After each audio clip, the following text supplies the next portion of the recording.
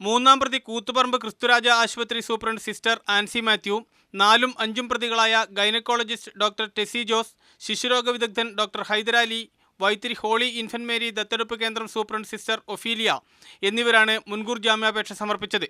Ophelia Wayanad additional sessions കോടതിയിലും മറ്റുള്ളവർ Thalassery additional sessions judge മുമ്പാകെയുമാണ് ഹർജി നൽകിയത്. ഒന്നാം പ്രതി ഫാദർ റോബിൻ വടക്കഞ്ചേരിയെ കസ്റ്റഡിയിൽ വിട്ടുകിട്ടാനുള്ള പോലീസ് നൽകിയ അപേക്ഷ അടുത്ത ബുധനാഴ്ച പരിഗണിക്കും.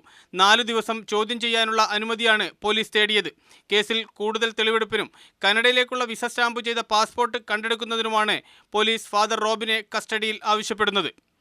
മറ്റു കൂട്ടുപ്രതികളെ കൂടി അറസ്റ്റ് ചെയ്തതിനു ശേഷം ഫാദർ റോബിനെ കസ്റ്റഡിയിൽ വാങ്ങാമെന്നായിരുന്നു പോലീസ് ആദ്യം കരുതിയത്. എന്നാൽ കൂട്ടുപ്രതികളെ കണ്ടെത്താൻ പോലീസിന് ഇതുവരെ കഴിഞ്ഞിട്ടില്ല. കന്യാസ്ത്രീകളും ഡോക്ടർമാരും അടങ്ങുന്ന കൂട്ടുപ്രതികൾ ഒളിവിലാണ്.